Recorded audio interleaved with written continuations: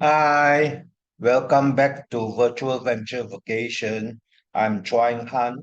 Today, I'm going to share with you one very, very important topic that is to create link. Among all these commentary techniques, is actually create link is the only method where it is the most powerful tool in order for you to prolong your commentary. Very, very powerful one. Frankly, I got this creation is actually from our internet.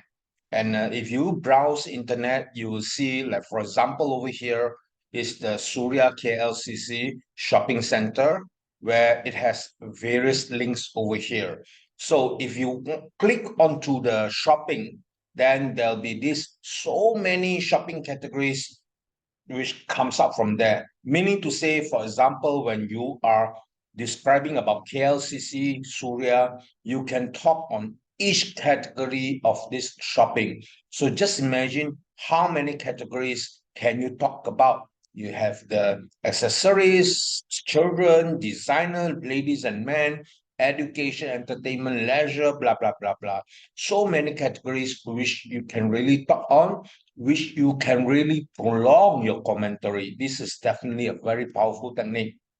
And for another click, if you go to dining, there are these categories of bakery or confectionaries, restaurant and cafes, fast food, food court, etc. So all these links are very, very powerful. And another one is interesting places to visit. Over here, if you click on it at this KLCC website, you see this Philharmonic Hall, and then we have this Petronas Science Center, we have this Lake Symphony, KLCC Park, the Convention Center, and also the Aquaria. So from here, all right, you can see that these links which leads you to keep on providing the commentary, and it is basically a non-stop. You can carry on and on. So I'm providing you here three examples of very powerful uh, places where at times you see when you do not know how to speak or comment on this certain place, just like for example, rafflesia. Rafflesia is definitely one very, very unique plant in Malaysia. But the thing is that you are not a botanist. So how can you talk for at least 15 minutes? So by create link, you'll be able, for example, you talk about rafflesia, and then you talk about pitcher plant, and you talk about hibiscus. Meaning to say, you create groups of these very unique plants in Malaysia, and you won't go wrong from here. Another example is central market. You see, a lot of people, when the moment talk about central market, what they worry is that they worried about central market past, that is the history. But then you see, not many people know about history of central market. Is actually previously, of course, it's a wet market, and then a lot of those arts and culture association against the government from demolishing it, and then they proposed that this central market become arts center. So basically, one very best method to provide commentary on central market is actually what can be found in central market. What can be found in central market. So of course, one very first thing that you can find in central market is handicrafts. So the moment you talk about handicraft, you can talk so many types of categories of handicraft. Now, for example, we can have the labu sayung, we can have the pewter, we can have the wow, then we can have the batik, the songket, etc. No? So it's a never-ending description of the handcrafts by using these links. And once you finish with it, you can again go to local product. And the moment you mention local product, you are making suggestions to your tourists where you can purchase local products, like for example, chocolates, yeah, the coffee, then the spices, and also Tongka Ali, etc. These are very, very good method where it will help you to prolong your commentary. Then, of course, like another one good example is the monorail. You see, a lot of people, the moment they saw, for example, the slide or they wanted to talk about monorail, yeah, they go panic. They are basically blank about it because it's mode of transportation. Now, actually, mode of transportation, yeah, from monorail, you can talk about LRT, you can talk about MRT, and then you can talk about KTM commuter as well. But the thing is, not many people has the knowledge about this transportation system. So another method, another technique to talk about monorail is actually you imagine yourself that you are in the monorail station. So the very first monorail station is actually in Central, right? So Central, the next station is actually Brickfields. So Brickfields, what kind of place is that? Now, actually, for all these places, you have to describe what can the tourists do and also what can the tourists eat. Basically, they enjoy what are the things that they can enjoy. Now, for example, in Central, they can go for shopping, they can go for food. And then Brickfields is known for the Little India of Kuala Lumpur. And then Maharajalela is actually known as the Chinatown. So by describing each of these places, it will also help you for your commentary. Other than this, all right, now usually you will see slides like, for example, five of these ladies or basically the main ethnics in Malaysia, right? So usually I would say that this is the cultural life cycle. Just imagine when a person is born, birth, then as the age grows up, it will come to the marriage stage. And then finally, when it gets old, of course, that is the death age. Now, and then for every person, they will go through this cycle whereby, for sure, in any ethnic itself, they must have their own language. Now, for example, the Malays, they have the Malay language, and then the Chinese have the Mandarin, and the Indian has the Tamil language. Now, besides the languages, we have the religion. Of course, from religion itself, we will have the festivals. Now, in any festivals, yeah, in any festivals, we will have what? Definitely we'll have food. Yeah. We have lots of food during festival time. We have lots of drinks.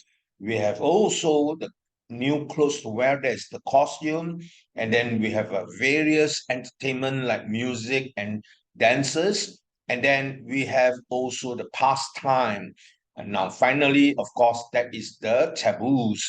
So if we are able to have each part of this by describing each part of this for 1 minute, and I'm very sure your commentary can definitely be prolonged. All right. So another one very good example is the 5 A's of tourism.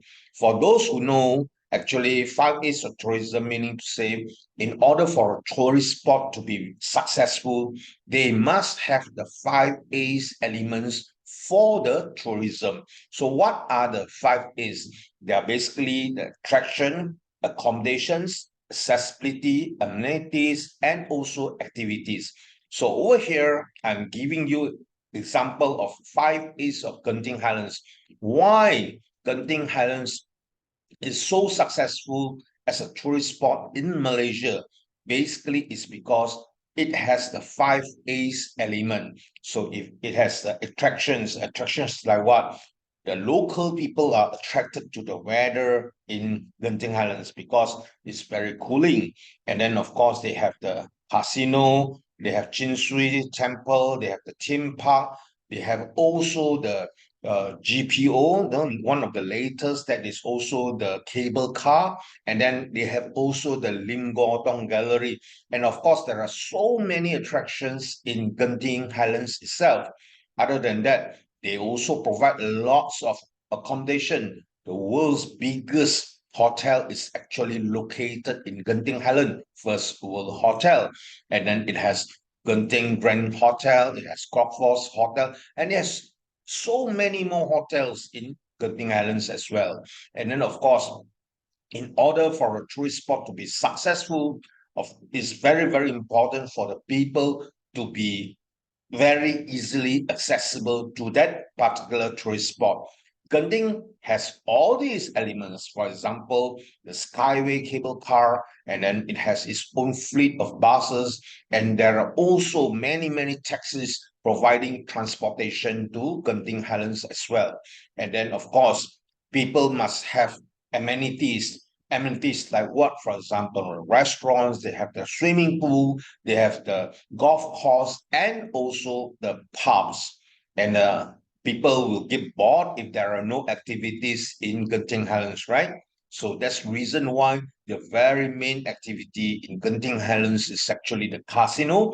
That is for people to gamble. And then people go for restaurant for food, people for go to play at the theme parks, and then exercise or basically relaxing at the golfing, shopping, and also pastime at the pubs for drinks.